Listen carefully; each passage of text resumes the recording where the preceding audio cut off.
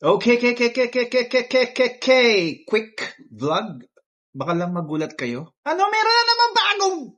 si Coach Dave? Oo, pinagbubura ko, pinagde-deactivate ko yung mga luma ulit.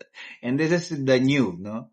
Meron akong new personal online branding, which is Coach Dave Vlogs, no?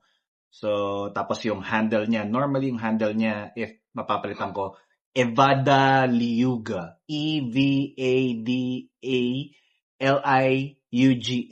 Okay? So, if ever makita nyo yung Coach Dave Vlogs sa Facebook, sa TikTok, sa Instagram, sa YouTube, or kung saan man. Yes, that's me. That's mine. Para lang malinaw. Baka akala basher ko siya. Pag-aari ng basher. So, see you and enjoy.